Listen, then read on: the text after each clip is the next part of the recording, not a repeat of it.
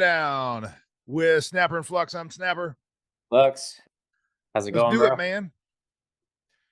Lots to talk about. The world is freaking bananas, bro. Yep. Bananas. So how are Yep. you doing? Are you feeling well? Doing well? Yeah. Well enough, you know? Yeah. You? I'm good, man. You're The busy? busy. Yeah, check this out. Live stream at my house. The construction is going in. They're putting roof joists in. Holy cow. Dang, that's really coming together. It Yeah, seemed like just what was it last week? It was foundation. yeah, yeah. Yep. Grandma's gonna be living here in a couple months. So Is it gonna be single story or yeah, it's one story, about 1,000 square feet. yeah, nice. Is it you gonna put like chimney, fireplace in there or just Uh no fireplace, just the cool thing about it is got that front porch. You can kind of see the overhang, and then two-car garage, and then there's a access to a half bath on the front porch that's not connected to the rest of the house. So when we put the pool in, there'll be like a pool bathroom oh that nice. won't That's a bother great whoever's living in the casita. So idea. yeah, That's a good idea. yeah. So that's going on. So I'm playing general contractor, the well people, the framers, lots going on. So, and Got I'm some reconstructing that new location for the hen house, putting our birds in a new location, trying to get some work done to eventually get them locked in behind a cage so they're not pooping on everything. yeah. So, Yeah, and, some good things about to come out soon. yeah. Road trip. Oh yeah. For shoot, yeah. For me, I'm going on the road. Um, upcoming. I don't want to put Yep. specific dates out, but there's a road trip coming up. I'm going to get on another podcast. There's going to be a podcast I did previously releasing, and then a little teaser. I guess I can throw it out there. I'm going to talk some smack to Chael Sonnen, old high school wrestling guy. I wrestled him a couple times in high school, and I got some videotape of it. Um, so that'll be coming out here pretty soon. Possibly rekindle some high school rivalry. Yeah, man, let's go. Let's go. Rematch, brother. If he's got some stones, let's see, man. Let's see if he'll talk some smack to Snapper. That's funny. Uh, Funny. Have you reached out to him at all? no, I need to drop a line. There's no way he's gonna respond to me, dude. There's gonna be in so much noise. He You'll he he never. You posts never like, know. have you seen his channel? He's I've watched his podcast many times, but yeah, I mean, he probably has some type of PR person, yeah, or he's like the mouthpiece for yeah, freaking UFC right now. So I think he's I think posting in he's his car surprised. driving around every day, like twice a day. So Yeah, he's not gonna see any messaging from me. but Maybe. yeah. So big things this week too. At Randolph. Oh yeah, we got dude, I'm gonna act as Mr. Vice for the Dining Out, the Freedom Flyer Reunion, 52nd annual at Randolph Air Force Base. They're former POWs from Vietnam that have come back to fly are joining us again for the annual reunion. And I get to bring all my audio visual equipment over to the officers club and uh kind of MC that thing. So that'll be fun. It'll be like my fourth or fifth time doing it. It's Yeah, always just a pleasure to go hang out with those dudes, those heroes. yeah. It's a really cool thing that they do with the cheetahs, and it was pretty cool to be a part of it a couple times. Yeah, it's Yeah. crazy to hear their stories. And the one thing I've noticed about all those guys is they are always smiling from ear to ear. And Yep. it's like, if you really like Dude, know that's what the stories are and it really like hits home, you're like, dude, that's life, you know. You choose happiness as a choice, and those dudes have been through it. And at their age, it's something to like pay attention to. At least I do. I'm like, wow, I totally most live agree, in man. They middle. practice gratitude. They do. Yeah, And yeah. if you get a chance, have you been to the symposium where they go and tell their stories out at the Taj Mahal theater? Yeah, I did when it was the 4 Flyers with Sweetness. Okay. Yeah, the story they generally tell, the theme is resilience and choosing uh positivity. And that's what one of the key factors, key elements in them being successful in life. A lot of those guys that made it through, survived and made it home, had that key element of choosing gratitude and feeling uh, that choice was deliberate Yeah, to take the positive of things. So yeah, and, not obviously not to compare, but I was going through, like, a hard time 2016, 2017, and a friend of mine, you know, like, really, like, started putting it to me, like, what gratitude really means and, like, what it means to, like, try and exist in that space, and I started getting into the habit of, like, understanding what it is and then trying to exist in that space, and it really helped me out, and it made it so much easier to, like, be happier and appreciate each and everything and everyone that's involved in your life around yeah, you. yeah. So my practice of that is it's important every week that we sit down as a family on Sunday, and we're very fortunate that this can happen, that we're set up that this is consistent. Yeah. But we sit down at dinner, and before we eat, I'm not religious. I don't sit down and hold hands and take a prayer like I used to as a kid.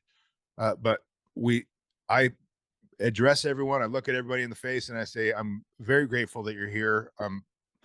Uh, talk about Yeah. a couple things during the week that I'm happy or grateful for, and kind of go around the table. It's like Thanksgiving almost, but we do that every week, and it does, man. It keeps you in a positive outlook. It keeps you in a positive mindset. It keeps you from getting so wrapped up into things where you're always just angry and upset and pissed off. Um, Yeah. and that's kind of what I'm wondering. Like, this dovetails nicely into the protests that are going on right now. Yeah. I sometimes, well, right now I'm having a hard time understanding where they're coming from. It's such a negative point of view or approach to this, where this is an opportunity to choose gratitude, choose uh, the positive outlook Yeah. in what's going on. So, Yeah. It's like, what do you what think of that? it's I just it's what do they want? And that's what, I said it before. I just don't feel like these people are in control of their emotions or their ideas and their thoughts because what what is the problem? Well, You know, certainly you're going to I, see the ones on TV that are not in control of their emotions, because that's the sensational TV, yeah, I mean, 6 second soundbite. But there's probably, I want to try to steel man the argument for the protesters. Try yeah, to figure out what is their fundamental ask. What is it they're upset about? And I think it's something like they they feel that Donald Trump and Elon Musk are out of bounds in how they're approaching the cuts. Like they're breaking rules or something. I think that may be like, yeah, that's just the weird thing about obviously we both know there's plenty of war fighters that are Democrats. Plenty yeah, of them. But plenty of fighter pilots that are Democrats. But also 95% of the people I know that are professionals, fighter pilots, instructors, not a single one of them are on social media. So it's always the loud people, which I always call them crybabies, because those are the people that cry about everything. So we only see that from both sides, and that's hard to not. yeah. It's But hard. if it's not a crybaby, what is their fundamental argument that is a legitimate and valuable uh perspective on this? Because there's got to be something to millions of people across the country at the same day going out and doing this stuff. I've tried to look at some of the rallies and some of the speeches that happen at the platforms where people are behind the microphone saying, "Hey, this is what we're here for." Yeah. and it's always referring to like a specific program that's getting funding cut or something like that. Um, and the the argument that I think falls apart is I always hear that they're attributing the intent of the person, Trump or Musk, and they're always using those two, that their personal intent is that they want to cut X for this group of people. They hate them. They want them to fail, and that's just not true. It's just a falsehood that they're Yeah. presenting as their purpose or their motivation to protest and say no, we don't want them touching our program. That's Yeah. I mean, it's just, I feel like they're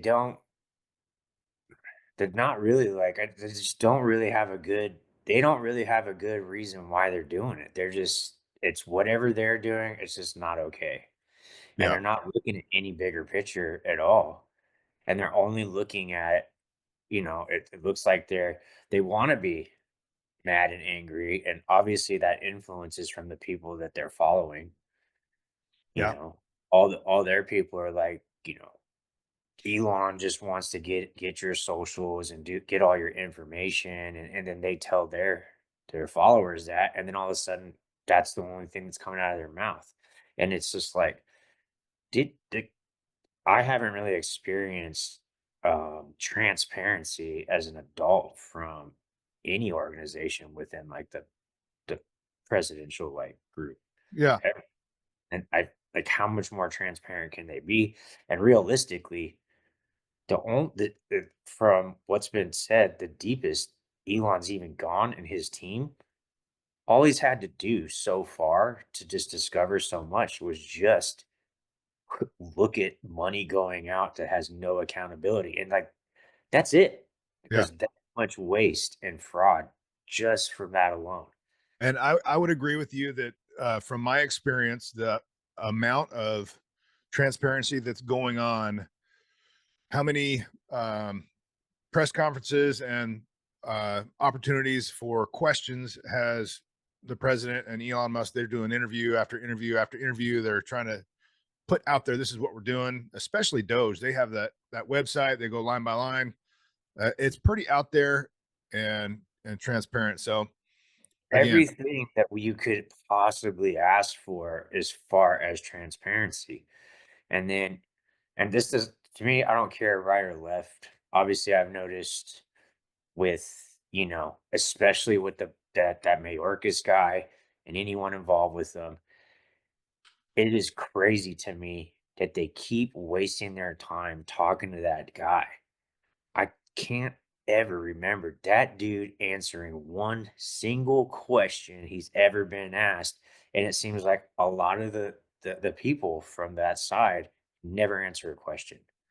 You tell them a yes or no, and like, these guys are 100% on the table with everything. And explain, like, tell the audience who is Mayorkas.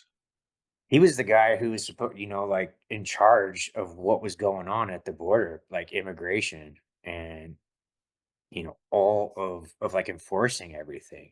And he's been, questioned over and over and over. And it's just like, I don't know how you can even exist that way for one. Like, don't you get tired of avoiding questions? Like, that's literally your professional career now. I will definitely go out there and defend a non-answer to a question because a lot of the questions that are given are loaded and Guided. you can't respond to them without putting yourself into a box. So there's a good percentage. There's not all of the questions are that way, but there's a good percentage that are, especially from mass media sites. Yeah, I mean, Um, and you're 100% right. Literally every question is always loaded and yeah, like driving like an yeah, answer. With that guy in particular, it's pretty crazy. yeah, yeah, But I only brought that up. It's just, this is Elon's team is literally super transparent. What more can you ask for? yeah. And Like, why And you're why seeing, you would brought him anyone up because you see a contrast in how previous border czar, if you will, is avoiding questions from your observation versus what's going on now. You could probably ask questions about what's going on at the border, and they'd be happy to present what uh, maybe Yeah, they'll answer. I don't they're know. literally I don't so have any examples of this that we're talking about, but um, that's it's what all you're saying. people, you know? But I really was just bringing up the fact that there's so many people, you can't get a straight answer out of them ever. And then when you look at but the comparison I was just bringing that up is there's a lot of people in charge of things in government, and what Elon's doing, I don't think it has anything to do with the right or left. It's Yeah, totally about uncovering fraud. yeah. That's was 100% That's how being we see talked it. about long before. I mean, when did you start hearing about Trump talking about the Doge? And that was like, I think I remember back in what, September? Yeah, it was before the Like, election. Yeah, yeah, so it was totally part of what the campaign was about, like yeah, government efficiency, and people voted for it. yeah, And he's you can't be any more transparent. I don't and like who why do people have this idea that he's trying to get your social security? What is he gonna do with it? yeah, You don't think that the guy that has all the satellites going up every like week or two that can't get anything he wants about you? And like, what is he gonna do with it? yeah, He, like, how many phone calls do you get? Even when you get a brand new phone number, like somebody somehow has all your information. yeah, Like, it's not that special if you're that average American, like you don't have anything that somebody that's, the publicly the richest guy in the world, like needs. yeah. That sounds like a attempt to scare people, and yeah, It's really easy to keep people living in fear. yeah, And then everything they do is reacting in fear. And that's yeah, the thing. Yeah, it goes back to like you you got to pay attention to what you're allowing into your headspace, yeah, and you have to choose to not live in fear. And it's really easy to stay in fear and react that way 100% of the time if that's all you're listening to. yeah. And I've so said there it. are opportunities for me to be sitting in fear also. Like, man, the funding changes, the directions that are coming down from Pete Hegseth, Department of Defense, Department of the Air Force, all these new things that are coming down. It is a little bit crazy, the the impact to so many people's career. You took DRP1, DRP2 just opened today. So it's open for 7 days, the 7th to the 14th. And along with that, there's a couple dozen presidential letters of policy that came out that are impacting DoD, a lot of people's livelihood. Um, so if you're looking for a place to be afraid, you have it's a target rich environment for you right now. Yeah, absolutely. Man, I don't, I know that I hadn't watched your video, but I seen that, I think yesterday Yeah. you put a video out that was a few minutes long. We could Yeah. go into, but A I mean, couple like, go go ahead. ahead. A Uh, couple of the I was details. just gonna Okay. I'll I go was just in. gonna okay, There's a couple of details on that um the take two for DRP, you can take DRP with Vera, you can do Vera's voluntary early retirement. Um, there are people who are going to be eligible. There's going to be a lot more that take it because it's been found to be legit. People trust it more. The first time they didn't trust it, there was a huge wave of influence that was to distrust it and don't take it because you feel like people felt like they were not going to get their side of the bargain. It was too good to be true. Now people are like, oh, it's an actual program. So there's going to be a lot more that take it because so of can that you, factor alone. just briefly, what is Vera and like what does that have to do with retirement? So for DoD civilians, if you are pretty close to a time that allows a normal retirement but you're short by 2 years. Anywhere up to 2 years prior to a normal retirement time frame, the DoD has a tool in the kit for shaping and management of personnel that's called VERA, the Voluntary Early Retirement System. If there's an open season, you can apply and get accepted to retire early at a small, reduced rate, slightly reduced rate, but you'll get an annuity for life under Right. VERA. You're getting early retirement. It's an open season, the 7th to the 14th. There are people who are eligible to retire straight away. They can take DERP, get DERP tape 2, and just get out if they're not eligible for early retirement. If you are eligible for early retirement, you can take VERA and not do DERP, and your timeline for your end of work will be whenever you put in as your early retirement date. But Right. it's an open season for this 7-day period. For me, I'm like, dude, why don't I put my, it doesn't make sense for me to take DERP VERA and keep working unless I love the job and I just want to go to work to get Yeah. my pay. But if I want to go do the next thing after retirement, I go, okay, it's an open season. I'm going to take VERA. I'm going to put DERP on top of it, and I'm going to get that pay for 6 months. I'm going to leave work on May 1st, get paid till September 30th, which is going to be what I'm going to apply for my DERP date or my VERA date. And I'll get my early retirement, and I'm going to go get gone and get paid. So people Yeah. can stay at work if they want, but they can leave under the DRP So as that well, 6 months will count. So say if I'm understanding this, if they had 2 years left to normal retirement or and it's less. open season, and they did it now in the open season under dirt, they could leave now. That 6 months would go into that 2 years, and they just have like 18 months, small percentage that would come off that So retirement.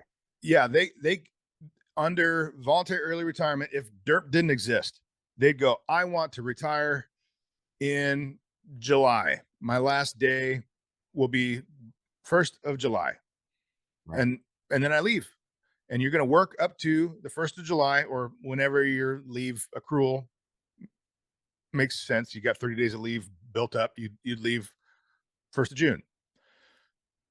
But now under the VERA, it's an open season to get your early retirement if you're within 2 years of your eligibility for actual normal retirement timeline. And the DRP is on top of it. So if you just add that to it, when you apply for VERA, you put a date down that is going to be your retirement date. Now you go, I'm going to put that date as the latest available legally through the program is September 30th. So with that, your timing for pay for your annuity is going to be September 30th is your retirement date. You're on administrative leave as soon as you coordinate for your separation, your administrative leave status under the DRP take 2. And then you're getting full pay and benefits until September 30th. Yeah. So, like I said, it doesn't make sense for you just to do VERA during this open season unless you just want to be at work and you love it. But you have the opportunity to get 6 months of free pay and get your retirement date moved all the way to September 30th. It's like the greatest deal. Ask Yeah. anybody. It's the greatest. There's my So Trump impression. so with the it's so with this second, phase of the dirt, um, we talked about it, but IPs, civilians still aren't eligible. Yeah. So how is this going to affect, because who isn't eligible now? And it's a Okay. core part of the flying ops. Yep. So 2 major emails came out. Policy is really broke out. They've done the numbers. They've run it. They're looking at denying everything has to be approved. They'll do a vetting process. You apply for DERP. They're going to go, let's make sure this isn't a key element for this function. and then they'll Yeah. say yes or no. There are some things out the door that they're just going to say, don't even bother applying. You don't get it. And that's going to be civilian pilots like me, Yeah. sim instructors. They don't get it. But interestingly, Yeah. aircraft maintenance is eligible. So I know a guy that I've worked with for over 10 years that um, indicated that there are a huge number of folks just within our circle of influence at our base that are eligible and are likely to partake in DRP Take Two. And is that because they're close to retirement or they're just like, "Hey, I'll." Because, yeah, they're close, they're eligible, they're honestly, the way that maintenance contract goes, these guys are working their faces off all the time. They are, Oh, and that's just because they're making money. That company that's supporting that contract, yeah, they've got to make their margins, so they're going to execute their operation with the minimum manning available. yeah, And two, there's a lack of folks who are qualified to execute the mission. They can't hire enough people ever. Period. yeah. So now this is going to create a bathtub of bodies. It's going to be the chart's going to go boom, DRP2. We are stuck in a bathtub of personnel for support of the maintenance operation to get iron up into the sky. So we're going to have impact And coming and up. and and this has already been a problem, like, all flight ops, like, Yeah. maintainers, like, civilian, military, all flight ops positions are have been down anyway. Yeah. Aircraft So, maintenance, just for one aircraft type at one base, from my talking to maintainers, is the people who are eligible that could take it just in that small circle in the hundreds of people. So yeah, if you take that across the nation, across the force, the impact could be unbelievable. yeah, Yeah. and, you know, when I came here, I see the maintenance hangars, like, on the flight line. I thought that's all it was. Knox took me over to where he's at now, and I was just like, "Whoa." I had no idea that it was what goes into, like, just the T-38s on our base, and there's, like, it appears to be at least half as many that are flying Oh yeah. just in pieces, and what really goes into it, and it's like, "Oh, that's why there's an over-G limit," even though because they have machines that straighten the whole frame out, and it was eye-opening. I was like, "Wow." Yeah. For a layman not understanding what goes into aircraft maintenance to allow these jets to fly 2 and 3 times past their expected service life when they were produced, it's a massive amount of man hours, work, toil, effort, cost, and you need a lot of people to get that done. So the fact that we as a US Air Force are able to do the amount of flying that we do legally, safely, and we're still the safest operation we've ever been at this point. Yeah. Um, I mean, I think even the Super Hornets are already a few thousand hours past yeah, they were we run supposed. our jets hard across the fleet, across the Air Force, across Navy. Management of hours on airframes is a real. I mean, that's a global impact for air power problem to manage and solve at the highest levels. That's a big deal. So with, like, being like forward deployed, like my friends in the Air Force, my knowledge until I got to Randolph, I just always thought it was like Air Force personnel maintainers because my friend was assigned to very specific Strike Eagle and flew around the world with that. And his name was on the aircraft, and he was the main dude for that one aircraft. So when I got to Randolph, I was totally like, oh, this is totally different. Like, Yep. names are on jets, but like if you do actually get to sit in it, it's not gonna work for you. So, like, I had no idea that, like, it's just your name's on a jet, but it's not yours, and then I didn't realize it's all civilians, so Yeah. I wonder if in the Navy, if you're on a ship, you're probably, like, enlisted in the Navy? Um, Obviously, that's the Navy, but if you are a naval aviator, you're an officer, so no, not yeah, but I mean, enlisted. like, the maintainers The maintainers. officer. Okay, so that's interesting. That you brings up a blind spot for civilians or non-pilots into the maintenance ecosystem. For Air Force specifically, if you are in a combat coded unit, you must have your maintenance capability deployable so that you take the iron, you take the pilots, and you take all the equipment and parts necessary to keep those airplanes running at a deployed location.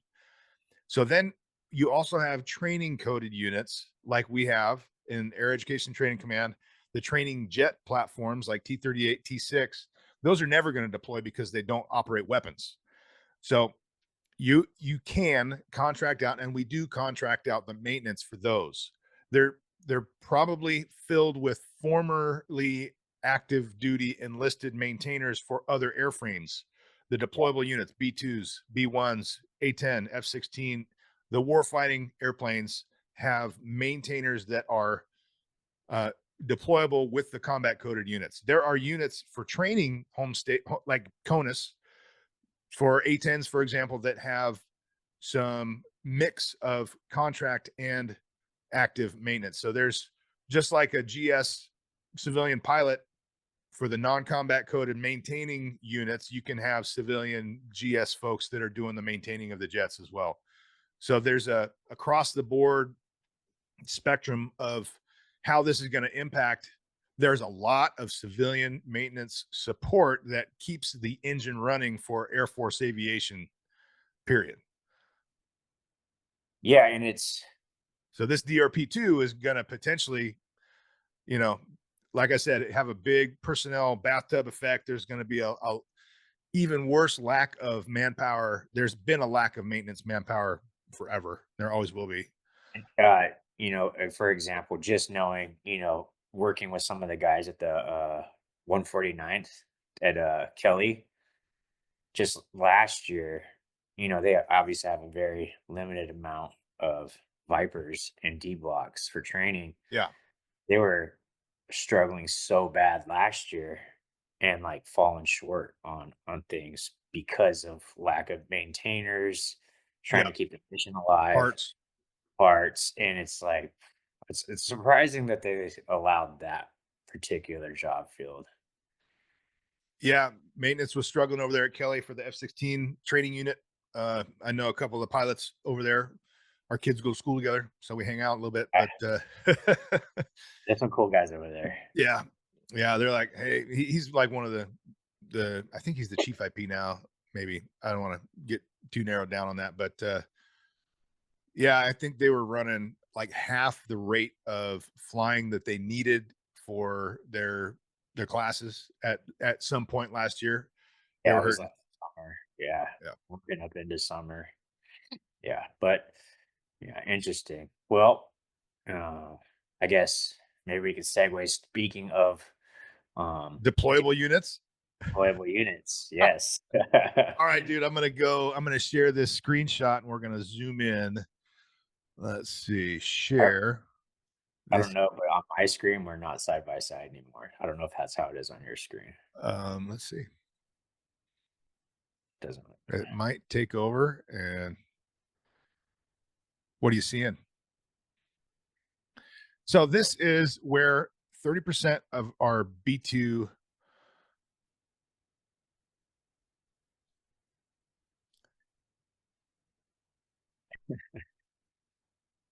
where is it? Oh, did I lose it? No, I didn't. It's just really small. This is Diego Garcia. And somewhere around here is where 30% of the United States Air Force's B2 fleet is sitting right now. If you look at the geopolitics of this, where this is located versus where they generally hang out, it's on the other side of the globe.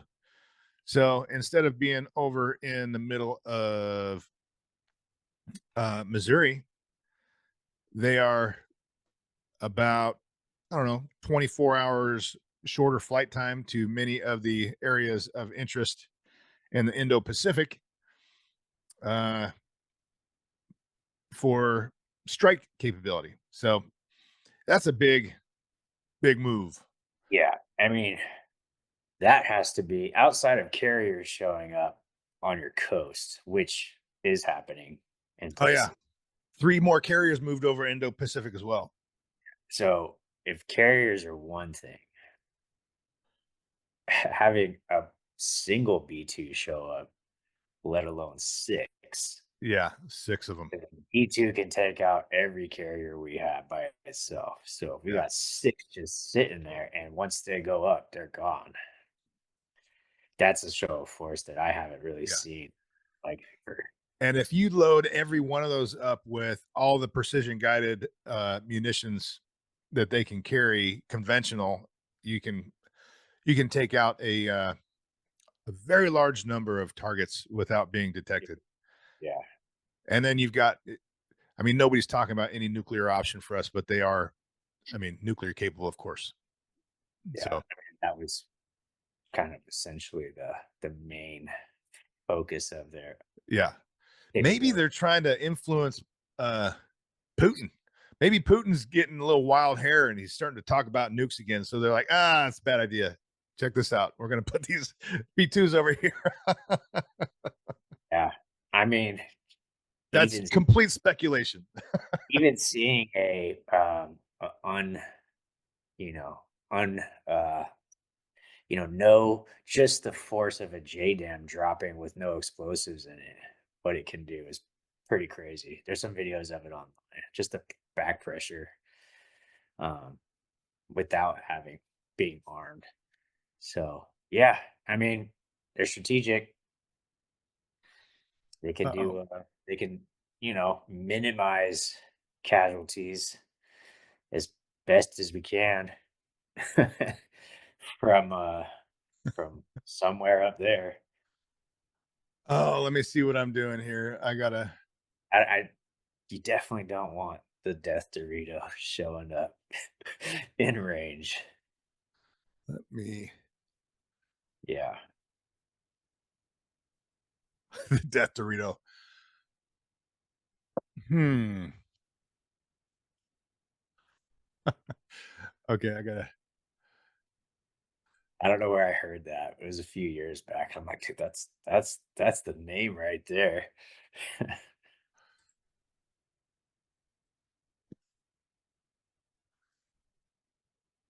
So here's a good embarrassing one.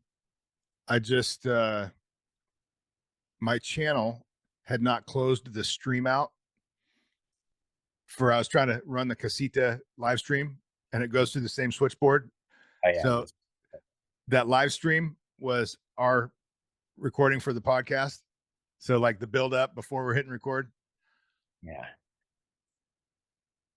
I got to go take that live stream off the interwebs.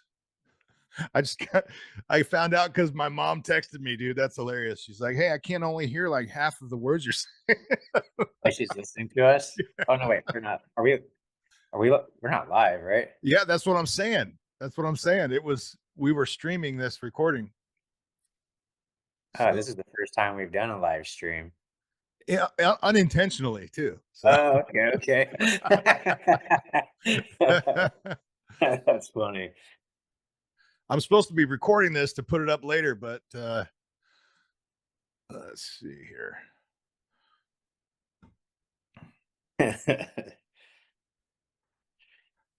But, well, so Let me see if this are we still good? Yep, we're still recording. All right. I hit enough off switches on the stream setup that we should not be streaming anymore. It's like if you're going through your stream on the software, yeah, not only do you have to turn it off on YouTube, but you have to turn it off on the software or it keeps trying to push it. So that's what I did. yeah. So we got Anyways, the moving show. right along, the freaking Death Doritos are major flex for global Major. politics, man. Yeah. Yeah, and, yeah, we've had growlers doing some work out there. as of the last few days. It sounds like that the Houthis are being losing some support. Yep. We got A-10s out into deploying again. We're retiring them, but we keep deploying them and they keep Get kicking back to ass. work. Yeah. We're not done yet. Yeah. The desert didn't go anywhere. Yeah. They're in the Middle Yeah. East. They're supporting the that fight against the Red Sea problem. Yeah. So, man, what else is going on? Let's we'll probably wrap it up here pretty quick, but you wanted to talk some smack about Canada?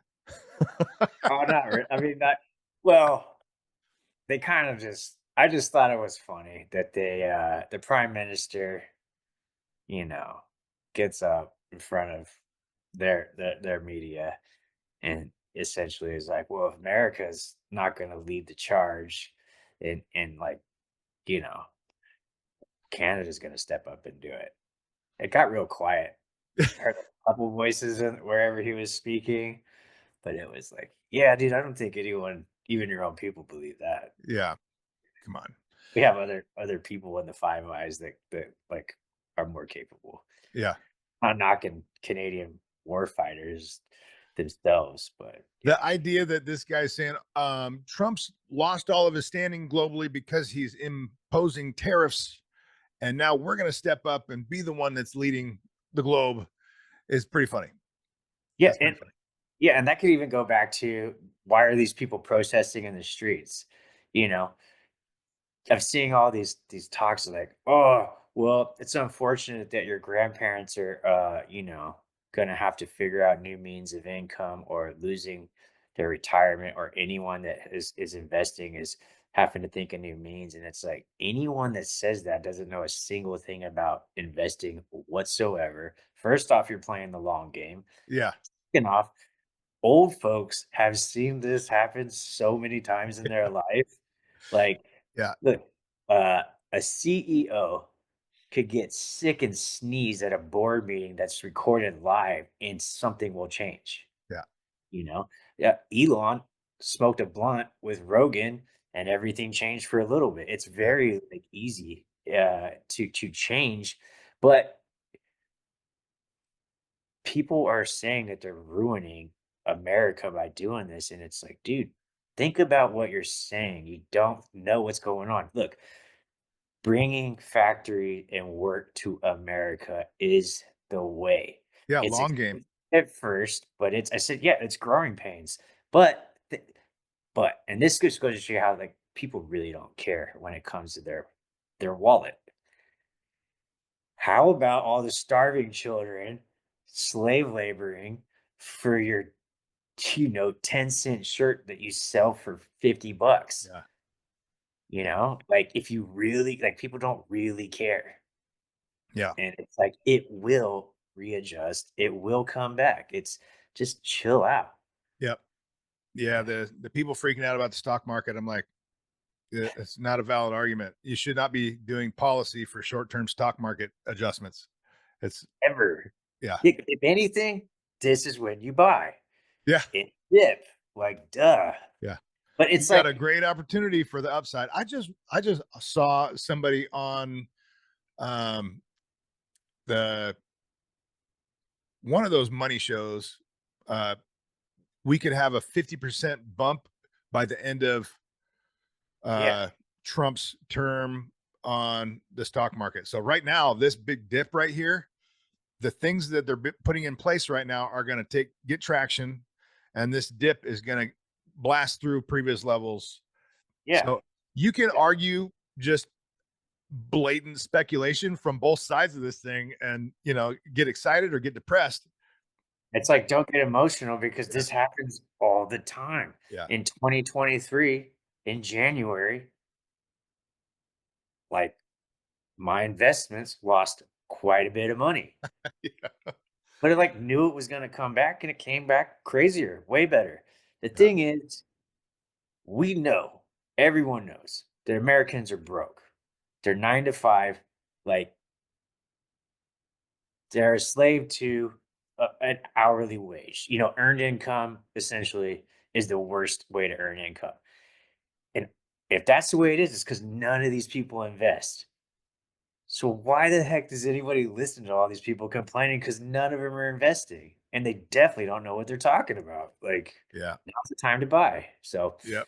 you know, Well, that I mean, you bringing up the way our society's structured and how things have been sold to us, and the yeah, so I mean, there's plenty to argue about, and there's plenty to be cynical about there. That we don't have a bigger, smarter cohort within the United States society that is legitimately able to navigate investment for their own personal use and develop wealth smartly. The problem is the game's rigged, and it's yeah. I we mean, you can go to the educational system right yeah, there. They teach you how to balance a checkbook. Well, they don't do that anymore, but they're teaching you how to live, and it's totally the way to live is a 9 to 5 job. You go yeah, to school so you get a guaranteed 9 to 5 job, yeah, and that's it. yep, And that is where, like, the real issue is because yeah, straight up, you do not need to go to college. No way. yeah, It's a scam. yeah, It's the same American dream scam as the American dream of everyone should own a house. Like, if you, you know, it's nice owning a house, you have access to money. yeah, Um, but you're in debt for your whole life if you, unless you know what to do with it. yeah, Uh, College, is a total scam. There's not really that many jobs where you actually need a college education. right, There's a handful of, yeah, not a handful, but not a lot. yeah, Art degrees, like, come on, like, you're never paying off your $100,000 art school loan for an art degree. I mean, a select few do, yeah. and There so there are um with what you just said about that, there's plenty of this is you can present either side of an argument. I see where you're coming from, but I could counter that and say, I know a lot of people there. I can give you story after story of individuals who've gone through in college and been successful and got a 9 to 5 and they're happy and they're, you know, that happens. I'm probably one of those guys. I bought the house, I bought multiple houses. yeah, but I think you know what I'm saying though. Yeah, It's yeah, this because at some point there was a decision made that every job requires a 4-year degree, and it's like, for what? yeah, For what? I know, especially in the art field, I've seen 17-year-olds that can, like, design around circles around me. yeah, All the education's on YouTube for free, you know? yeah, So there's certain jobs where the only thing I need to see is a portfolio. And if you, like, try and get a job with me and tell me your GPA, I don't care. Show me what you do. If you're a coder or an app developer, I don't care about your resume. Show me what you've done. Show me your work. And so I, yeah, I think that where I was trying to go with it is that saying, like, there was just this habit of everyone needs a degree for, like, the things you don't need a degree for. And uh, yeah, I think that's starting to change. It's starting to change where it's not so promoted that way as much anymore. yeah. But There's momentum with that adjusting to a more realistic picture of how we're shaping our young people. yeah, And just like I think there's momentum to get rid of woke, there's momentum to celebrate masculinity again. It's okay to be a dude that you know is masculine. I think there's the pendulum is swinging on that stuff a little bit, which is a good thing. yeah, yeah, Again, yeah, we're choosing optimism. We're choosing to be looking at things in the positive wherever possible. But yeah. well, hey man, I think we're sitting at coming up on an hour here, so let's call it a day. What do you say, man? Sounds good to me. All right. Great talking with you. This was a good one. I think Yeah, we covered a lot of ground, like yeah. surprising because I just took a nap. I didn't think I was going to have I know. much I come was out. like, I was texting you like ready to bail out. I'm like, I cannot wake up. All right, So, man. all right. Peace. Well, see you next week. Yep.